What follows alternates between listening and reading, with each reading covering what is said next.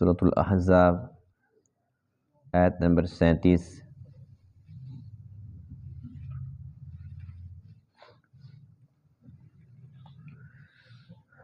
اعوذ باللہ من الشیطان الرجیم، بسم اللہ الرحمن الرحیم۔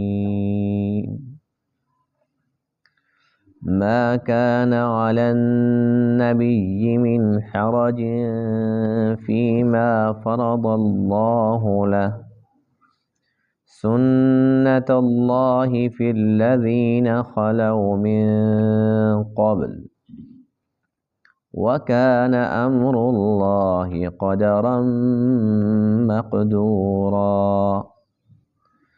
الذين يبلغون رسالات الله ويخشونه ولا يخشون أحدا إلا الله، وكفى بالله حسيبا۔ ما كان محمد أبا أحد من رجالكم ولكن رسول الله وخاتم النبيين، وكان الله بكل شيء عليما۔ صدق الله العظيم۔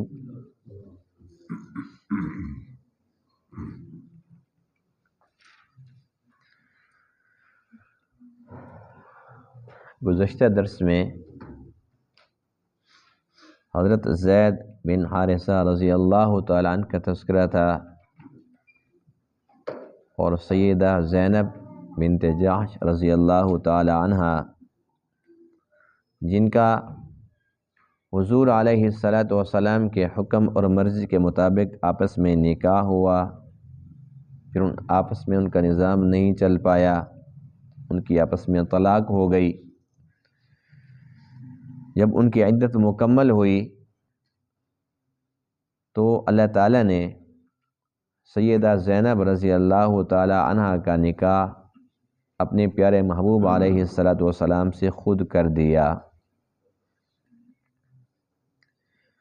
اور یہ سارا کچھ کیوں ہوا؟ اس کی وجہ اللہ تعالیٰ نے خود کلام مقدس میں ارشاد فرمائی، لِكَيْ لَا يَكُونَ عَلَى الْمُؤْمِنِينَ حَرَجٌ فِي أَزْوَاجِ أَدْعِيَائِهِمْ، تاکہ تمام ایمان والوں پر یہ تنگی اور حرج ختم ہو جائے کہ جو منہ بولے بیٹے ہوتے ہیں ان کی جو بیوی ہیں ان کی حیثیت کیا ہے۔ تو آج کے درس میں آیت کریمہ کے اندر اللہ تعالیٰ کا پاک ارشاد ہے کہ حضور علیہ السلام پر بھی یہ حرج ختم ہو گیا، کیونکہ اللہ کا حکم تھا۔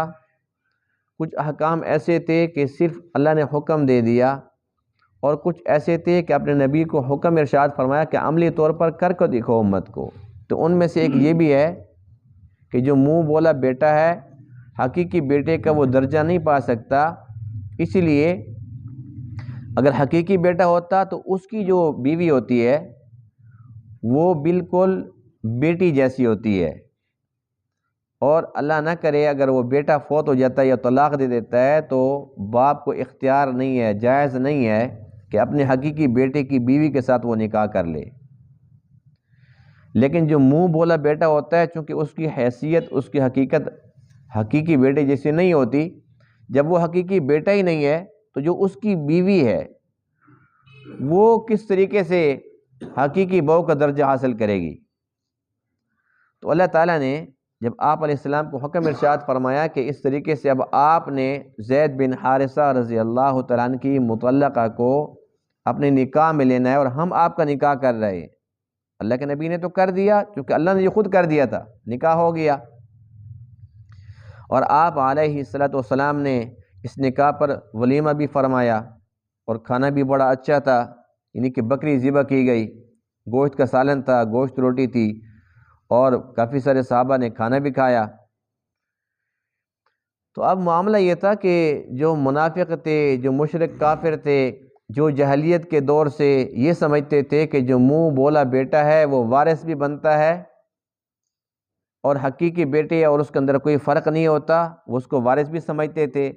وہ کہنے لگے کہ یہ کیسے ہو گیا کہ ادھر تو کہتے ہیں میں اللہ کا نبی ہوں اور اپنی بہو کے ساتھ نکاح کر لیا، یہ کیسے ہو سکتا ہے؟ تو یہ باتیں بہت زیادہ تکلیف دہ تھی۔ تو اللہ فرماتے ہیں کہ ان کو باتیں کرنے دو، اللہ کے ہاں جو لکھا ہوتا ہے وہ ہو کے رہتا ہے۔ اللہ نے یہ کرنا تھا تاکہ نبی پر سے بھی یہ حرج اور تنگی ختم ہو جائے اور ایمان والوں کو بھی مسئلہ سمجھ آ جائے، ان کے لیے بھی کوئی حرج باقی نہ رہے۔ تو یہ جب چاہے باتیں کر لیں، جتنی چاہے باتیں کر لیں، اللہ فرماتے ہیں کہ اس سے پہلے جو امتیں گزری ہیں، جو پہلے نبی گزرے ہیں، ان کے جو معاملات تھے وہ بھی ہمارے حکم کے پابند تھے، آپ بھی ہمارے حکم کے پابند ہیں۔ جب حکم ہمارا ہے تو کسی کو اعتراض کرنے کی ضرورت کیوں ہے اور اجازت کیوں ہے؟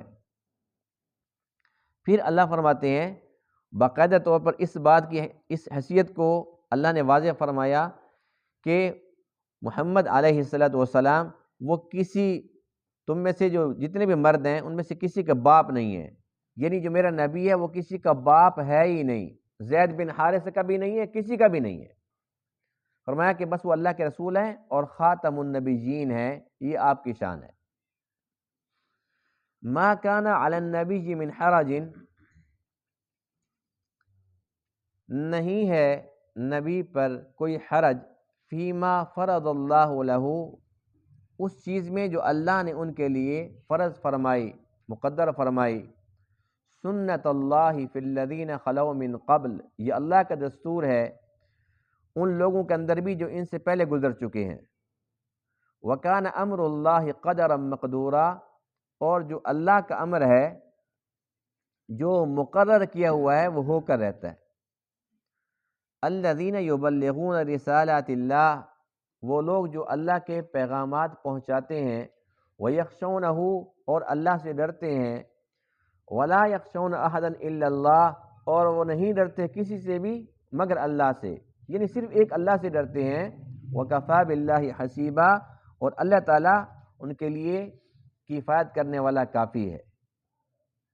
مَا كَانَ مُحَمَّدٌ أَبَا أَحَدٍ مِّن رِجَالِكُمْ، نہیں ہے محمد صلی اللہ علیہ وسلم باپ کسی ایک کے تم مردوں میں سے، ولیکن رسول اللہ، اور لیکن وہ اللہ کے رسول ہیں، وخاتم النبیین، اور نبیوں کو ختم کرنے والے ہیں، وکان اللہ بکل شیء علیما، اور اللہ تعالیٰ ہر ایک چیز کو جاننے والے ہیں۔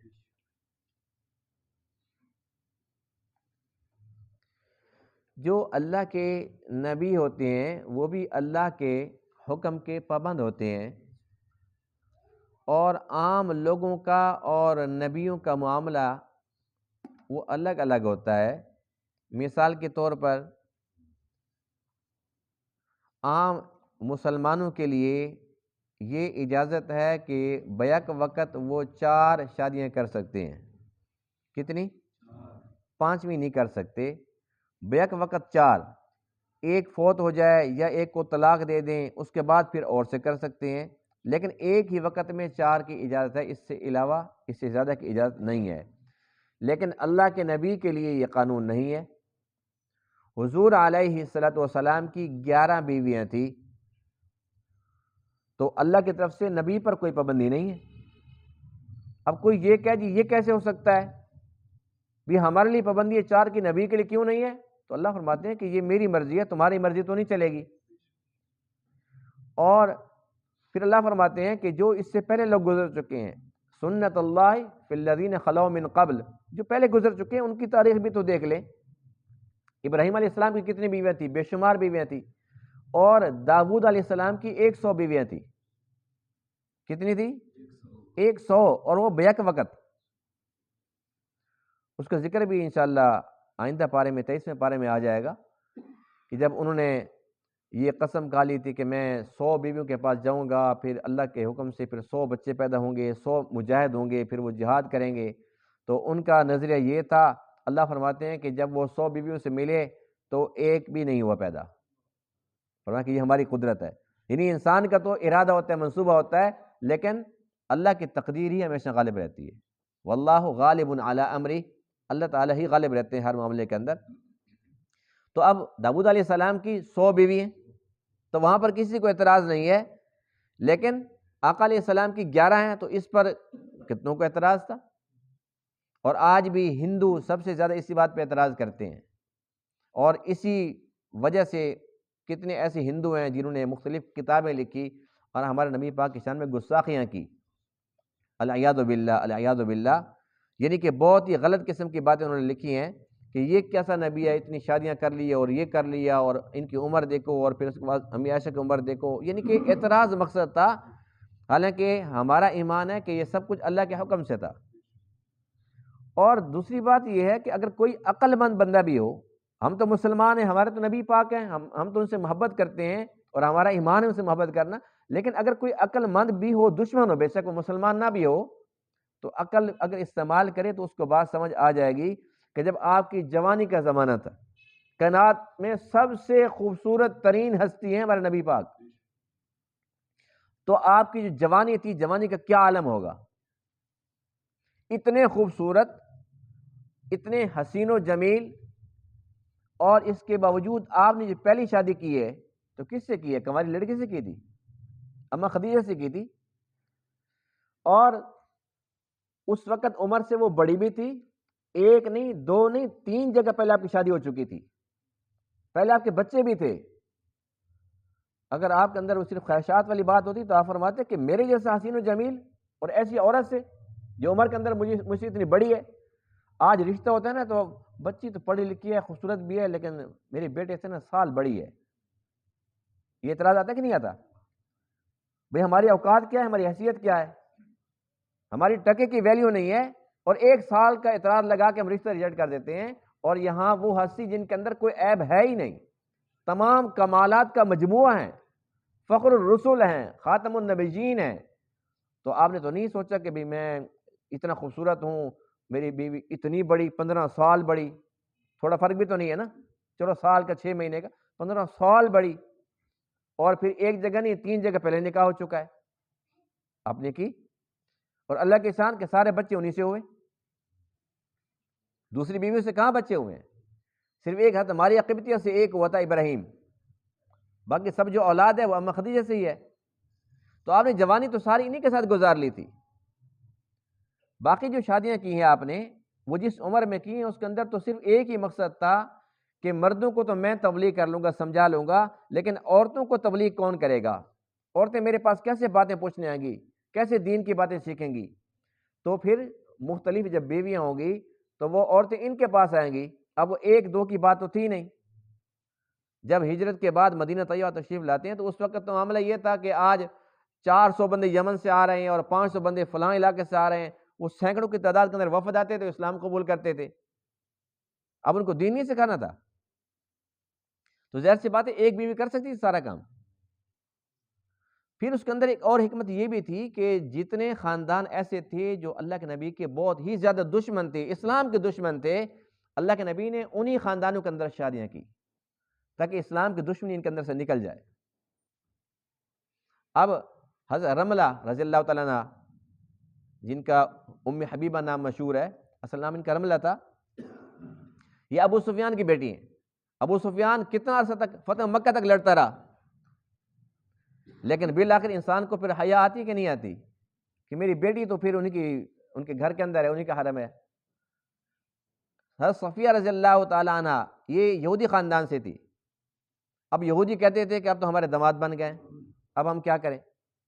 یہ تو اب ایسے یعنی کہ قدریں تبدیل ہو گئی ہیں، ورنہ کچھ عرصہ پہلے کی بات ہے کہ اگر ایک علاقے کے اندر بچے کی شادی ہوتی تھی تو وہ آتا تھا کہتے جی ہمارا یہ داماد آ گیا، یعنی پورا محلہ سمجھتا تھا کہ ہمارا داماد آ گیا۔ اب تو سگا بھائی ہے تو وہ کہتا ہے میرا نہیں ہے، اس کا ہے۔ اب تو سگی بہن بھی کہتی میرا کوئی تعلق واسطہ نہیں ہے، یہ میرے بھائی کا داماد ہے، میرا نہیں ہے۔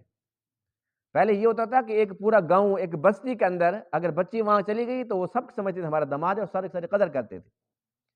تو عقل اسلام نے یہ شادیاں اس لیے فرمائی، نہیں دیکھا کہ پہلی شادی ہے، دوسری ہے، تیسری ہے، یعنی کہ بیوہ ہے، مطلقہ ہے، 2 جگہ سے 3 جگہ سے ہے، تو آپ نے اس لیے شادی فرمائی تاکہ اس خاندان کو اسلام کے قریب آنے کا موقع ملے، جب قریب آئیں گے پھر سمجھ آئیں گے، اور کچھ شادیاں آپ نے یوں بھی فرمائی کہ وہ بہت بڑے خاندان کی تھی لیکن ان کو صدمہ بہت بڑا پہنچ چکا تھا، تو آپ یہ چاہتے تھے کہ اب کسی طریقے سے ایسا ہو کہ میں ان کے ساتھ نکاح کروں تاکہ ان کو سارے پچھلے دکھ سارے بھول جائیں۔ اور انہی میں سے یہ جو ام حبیبہ ہیں رضی اللہ تعالیٰ عنہ، یہ پہلے مسلمان ہو گئی تھی، اس کے بعد پھر ان کی جو ہجرت ہوئی تھی حبشہ کی طرف، حبشہ گئی تھی ہجرت کی طرف، ہجرت کر کے پھر وہاں جو ان کے شوہر تھے وہ اسلام سے پھر گئے، مرتد ہو گئے۔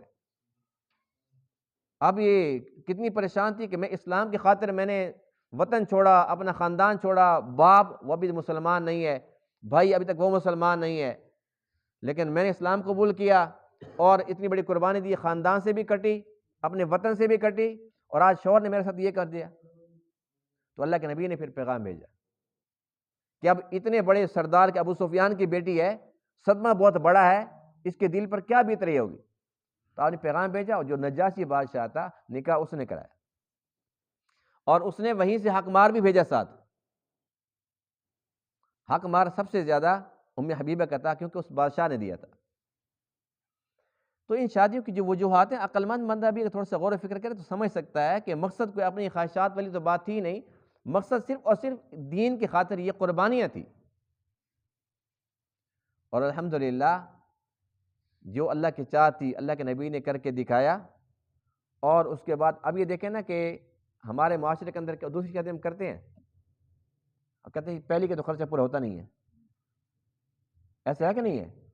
کوئی اگر ہمت کر بھی لے پہلے تو معاشرہ جینے نہیں دیتا، اور اگر تیسری کر لے توبہ توبہ، 3 شادیاں کر رکھی، نعوذ باللہ، یعنی کہ بڑا گناہ کر رکھا بھائی۔ چلو ہم تو اگر کرتے بھی ہیں تو کم سے کم یہ ہے نا کہ ہمیں پتہ ہے کہ ہم دوسری کریں گے، اس کا خرچہ ہم برداشت کر سکتے ہیں۔ اللہ کے نبی نے کتنی شادیاں فرمائی؟ 11 میں سے 11 کا حال یہ ہے، ایک مہمان آ جاتا ہے، اللہ کے نبی پوچھتے ہیں، بندہ بھیجتے ہیں جو پتہ کر کے آؤ، ایک کے گھر کچھ ہے مہمان کے لیے نہیں ہے، دوسرے کے گھر نہیں ہے، 11 گھروں میں کھانے کے لیے کچھ نہیں ہے۔ پھر اللہ کے نبی فرماتے ہیں کہ بھئی میرا مہمان ہے، اس کو کون لے کے جائے گا؟ پھر ایک صحابی کھڑے ہوتے ہیں، چلو میں لے جاتا ہوں۔ اور حالات یہ ہیں کہ جب وہ گھر لے کے جاتے ہیں تو بیوی کہتی ہے اس کو کھلائیں گے تو پھر ہم کیا کھائیں گے، ہمارے پاس کچھ نہیں ہے۔ اس نے کہا چلو کوئی بات نہیں ہے، چراغ بجھا دیں گے، مہمان کھاتا رہے گا، ہم ایسے ساتھ بیٹھے رہیں گے، اسے کیا پتہ کھایا کہ نہیں کھایا، بچوں کو سلا دو کوئی بہانہ بنا کے۔ یعنی ایک بندے کا کھانا کسی گھر سے نہیں مل رہا۔ تو اللہ کے نبی نے یہ نہیں دیکھا کہ میرے پاس اتنے محلات ہیں، یہ اتنے میرے پاس وسائل ہیں، کوئی مسئلہ نہیں ہے، میں 11 بھی کر سکتا ہوں، یہ تو مقصد ہی نہیں تھا۔ اور نہ ہی جو آئی نکاح میں ان کا مقصد تھا۔ پورا ہفتہ اگر چولہا نہیں جلا تو کسی نے یہ نہیں کہا کہ مجھے طلاق دے دو، جب نان نفقہ کی ذمہ داری پوری نہیں کر سکتے کیوں مجھے رکھا ہوا ہے؟ کسی نے ایسی شکایت کی؟ تو مقصد دونوں طرف یہ ہے ہی نہیں، چونکہ اللہ کی منشا تھی، اللہ کے حکم کے مطابق یہ سارا کا سارا نظام چل رہا تھا۔ مقصد صرف اور صرف یہی تھا کہ اسلام پھیلے، اسلام کی تبلیغ کا ذریعہ بنے یہ، اور وہ بنی۔ تقریباً 1700 سے زیادہ احادیث امی عائشہ سے مروی ہیں، بے شمار مسائل وہ صحابہ کرام پوچھنے جاتے تھے۔ اچھا، اللہ کے نبی کی ایک تو وہ زندگی تھی جو صحابہ دیکھ رہے تھے، بات سمجھ آ رہی ہے نا؟ یعنی اللہ کے نبی کی جو نماز ہے وہ تو صحابہ نے دیکھ لی، روزہ بھی دیکھ لیا، حج بھی دیکھ لیا، جہاد بھی دیکھ لیا، اخلاق بھی دیکھ لیے۔ یہ زندگی تو اللہ کے نبی کی صحابہ نے دیکھ لی تھی، لیکن جو اندر کی زندگی تھی، بیوی کے ساتھ برتاؤ کیسا ہوتا ہے، بیٹی کے ساتھ کیسا ہوتا ہے، اندر کی خبر اگر بیویاں اتنی نہ ہوتی تو بہن کسی کو ملتی؟ تو کیا وہ دین جو اندر گھر کے اندر تھا اس کا بہر سب تک پہنچنا ضروری نہیں تھا؟ اگر ایک بیوی ہوتی تو اس کو کتنی بات یاد رہتی؟ اب ایک بتاتی ہیں کہ اللہ کے نبی گھر آتے تھے ہمارے ساتھ یوں گھر کا کام بھی کرا لیتے تھے، دوسری بتاتی ہیں کہ یوں جب آتے تھے یوں وہ برابری کرتے تھے سب کے ساتھ، تیسری بتاتی ہیں خرچہ آتا تھا تو یوں تقسیم ہوتا تھا، چوتھی بتاتی ہیں کہ جب وہ اس طریقے سے آپ سفر پہ جاتے تھے قرآن اندازی فرماتے تھے، جس کا نام آتا تھا اس کو ساتھ لے کے چلے جاتے تھے۔ پانچویں بتا دیتی ہیں کہ جب واپس آتے تھے کسی کے گھر سیدھا آتے نہیں تھے، پہلے باہر ڈیرا لگتا تھا تاکہ سب کو اطلاع ہو جائے، پھر مسجد میں جاتے تھے، اس کے بعد پھر جس کے بارے میں پھر وہاں جاتے تھے۔ یعنی 11 ہیں تو ظاہر سی بات ہے کہ 11 باتیں باہر نکل رہی ہیں نا، ایک ہوتی تو ایک بات باہر آتی تو پورا دن ہمارے پاس کیسے پہنچتا؟ آج عورتوں کے مسائل ہیں، اب ظاہر سی بات ہے کہ ایک عورت کا ہر مہینے کا مسئلہ نماز کا، اب اس کی مجبوری ہے کہ نماز نہیں پڑھنی، اب یہ کتنے دن ہوتے ہیں، اس کی تفصیل کیا ہے؟ اب اس کی جو تفصیل ہے، عورتوں کے مسائل ہیں، اللہ کے نبی سے وہ کیسے پوچھنے آتی؟ اب عورتیں تو عورتوں کے پاس ہی جاتی ہیں کہ میرے تو اس قسم کا خون آتا ہے، اس کا کیا حکم ہے؟ دوسری کہتی ہے میرے خون کا تو یہ رنگ ایسا ہوتا ہے، میں کیا کروں؟ تیسری بتاتی ہے یوں آتا ہے پھر رک جاتا ہے، پھر آتا ہے یوں رک جاتا ہے، وہ اللہ کے نبی سے پوچھتی، ساری بات بتا دیتی۔ تو ہم اللہ کا شکر ادا کرتے ہیں کہ اللہ کے نبی کے ہر کام کے اندر امت کے لیے خیر تھی الحمدللہ۔ جو اعتراض کر رہے ہیں ہندو یا یہودی کریں، سکھ کریں، عیسائی، جو بھی غیر مسلم کرتے ہیں، لیکن وہ تو احمق ہے، نادان ہے۔ ہم مسلمان ہیں الحمدللہ، ہمارا عقیدہ ہے کہ چونکہ اللہ کے حکم سے تھا، اس لیے پوری امت کے اندر بھلائیاں خیریں بانٹی اللہ کے نبی نے۔ اللہ کے نبی کا احسان عظیم ہے سارا کا سارا، کہ نان و نفقہ نہیں ہے، گھر میں فقر و فاقہ ہے، سب کچھ ہے، امت کی خاطر ان کو رکھا ہوا ہے، ان کے حقوق جو بھی تھے وہ بھی اللہ کے نبی نے ادا فرمائے، مساوات دکھائی کہ اگر تم 2 3 4 کرنا چاہتے ہو تو دیکھو میں نے 11 کیسے رکھی ہوئی ہیں، اگر ایک ہوتی تو پھر یہ سارے سبق کیسے ملتے؟ بہرحال اللہ فرماتے ہیں کہ یہ کام ہم نے اس لیے کرایا تاکہ کوئی حرج کو تنگی باقی نہ رہے، اور اللہ کے ہاں جو لکھا ہوتا ہے وہ ہو کے رہتا ہے۔ فرمایا کہ مین بات جو بتانی تھی وہ یہ تھی کہ میرے نبی تم میں سے کسی کے باپ نہیں ہیں، بس اللہ کو یہ بات پسند نہیں تھی کہ زید بن محمد کو کہے۔ یہی وجہ تھی کہ اللہ کے نبی کے جو بیٹے تھے اللہ نے بچپن کے اندر ان کو اپنے پاس بلا لیا تھا تاکہ وہ رہیں ہی نہیں، یعنی کہ یہ نسبت بس یوں سمجھو کہ بس اللہ تعالیٰ کو یہ پسند نہیں تھی۔ اللہ فرماتے ہیں کہ بس میرے محبوب کی جو صفت ہے وہ یہ ہے، وَلَٰكِن رسول اللہ وخاتم النبیین، اللہ کے رسول ہیں اور خاتم النبیین ہیں۔ خاتم اور خاتم یہ 2 لفظ ہیں۔ کتنے لفظ ہیں؟ یہ لفظ چونکہ زیادہ ہم پڑھتے سنتے رہتے ہیں نا، خاتم النبیین، کیونکہ خاتم النبیین، تو اس کی وضاحت میں کر رہا ہوں۔ ایک لفظ ہے خاتم، ایک ہے خاتم، تاکہ زیر کے ساتھ۔ تو خاتم کا معنی ہے ختم کرنے والے، اس میں شک نہیں ہے، آپ آئے تو یہ سلسلہ ختم ہو گیا۔ دوسرا لفظ ہے خاتم، جیسے کہ آج کی اس آیت کریمہ کے اندر ہے، خاتم کا معنی ہوتا ہے مہر، خاتم مہر کو کہتے ہیں۔ تو مہر کب لگائی جاتی تھی؟ جب ایک خط لکھ کے قاصد کو دے کے اس کے اوپر مہر لگاتے تھے کہ بس یہ بند ہو گئی ہے، یعنی مہر لگانے کا مقصد کیا ہوتا تھا کہ بس اب یہ کمپلیٹ ہے، ختم۔ تو اللہ فرماتے ہیں کہ میرے نبی مہر ہیں، نبیوں کی مہر ہیں، نبی آ رہے تھے، پھر آخر میں جیسے تم کچھ لکھتے ہو آخر میں مہر لگاتے ہو، اس کے بعد کچھ اور نہیں ہوتا۔ نبی آ رہے تھے، اس کے بعد فرمایا کہ پھر یہ خاتم آ گئے، یہ مہر آ گئے، بس یہ مہر لگی اور سلسلہ ختم ہو گیا، آپ کے بعد کوئی نبی کوئی رسول نہیں ہے۔ تو اللہ کے نبی نے یہ فرمایا تھا کہ میرے بعد 30 کذاب آئیں گے، ہر ایک یہ کہے گا کہ میں نبی ہوں۔ فرمایا کہ نہیں، میں نبی ہوں، اللہ کا آخری اور اس کا رسول ہوں، میرے بعد کوئی نبی کوئی رسول نہیں ہے۔ ہمارا عقیدہ یہ ہے کہ کوئی بھی دعویٰ کرے، مرد ہو عورت ہو، جس نے کہا کہ میں نبی ہوں رسول ہوں، وہ دجال ہے، کذاب ہے۔ اللہ کے نبی سے سلسلہ شروع ہو گیا تھا، مسلمہ کذاب آ گیا تھا، اور پھر چلتے رہے، اور ہمارے دور کے اندر اس وقت جو سب سے بڑا فتنہ ہے مرزا قادیانی دجال کا ہے، جو کہتا ہے کہ میں نبی ہوں۔ تو اللہ تعالیٰ کے اس پر بے شمار لانتے ہوں، خرب لانتے ہیں اس کے اوپر۔ اللہ کے نبی آخری نبی ہیں، بس عیسیٰ علیہ السلام تشریف لائیں گے جب قیامت قریب ہوگی، لیکن جب وہ آئیں گے تو کلمہ یہی پڑھیں گے، ہوں گے نبی وہ، لیکن نیا نبی نہیں، وہ تو پرانے ہیں، اللہ کے نبی سے 600 سال پرانے، 600 سال پہلے کے ہیں وہ آئیں گے، کیونکہ اس وقت وہ آسمانوں کے اوپر زندہ ہیں، لیکن تبلیغ اسی شریعت کی کریں گے۔ اپنی شریعت ان کی منسوخ ہو چکی ہے، اس کی وہ کوئی تبلیغ نہیں کریں گے۔ اس کے علاوہ باقی کوئی بندہ دعویٰ کر چکا ہے، کرے گا، یا جو بھی سلسلہ ہو، بس اس کی بات سننی ہی نہیں۔ دوسری صدی کے اندر ہمارے امام صاحب ابو حنیفہ رحمہ اللہ، جو امام اعظم ہے، سب سے بڑے امام ہیں، ان کے دور کے اندر ایک بندے نے دعویٰ کر دیا نبوت کا، تو کچھ لوگ گئے کہ اچھا چلو ہم اس سے پوچھتے ہیں کہ تیرے پاس دلیل کیا تیرا معجزہ ہے۔ تو ہمارے امام صاحب نے فتویٰ یہ دیا کہ جو ان سے دلیل مانگے گا وہ بھی کافر ہو جائے گا۔ اس لیے فرمایا کہ دلیل مانگنا شک کو ظاہر کرنا ہے، جب شک ہے کہ ہو سکتا ہے تو وہ بندہ مسلمان نہیں ہے۔ ہمارے امام صاحب نے ہمیں یہ سمجھایا کہ جو شک پہ چلا جائے وہ بھی کافر ہو جائے گا، اور جو بندہ کھلے عام کسی کو مان لے اس کے کفر میں کیا شک ہے۔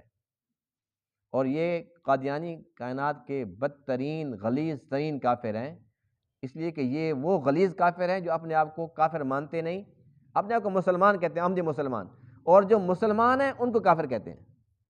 یہ واحد کافر ہیں، ورنہ ہندو ہیں، یہودی ہیں، عیسائی ہیں، سکھ ہیں، مجوسی ہیں، ہر غیر مسلم اپنے آپ کو غیر مسلم مانتا ہے اور ہمیں مسلمان مانتا ہے۔ یہ واحد ٹولہ ہے بدبخت جو یہ کہتا ہے کہ ہم مسلمان ہیں اور باقی کائنات میں کوئی مسلمان نہیں ہے، اس لیے یہ سب سے بڑے کافر ہیں۔ تو ہمارا عقیدہ یہی ہے کہ ہمارے پیارے رسول علیہ السلام وہ خاتم النبیین ہیں، آپ کے بعد کوئی نبی کوئی رسول نہیں۔ اس عقیدے پر ہم نے پکا رہنا ہے اور اس عقیدے پر ہمارا خاتمہ ہو جائے، بس اللہ تعالیٰ سے ہمیں یہی چاہیے، کیونکہ آج کل فتنوں کا دور ہے، ہر طرف فتنے ہیں، تو ایمان بچانا بڑا مشکل ہے۔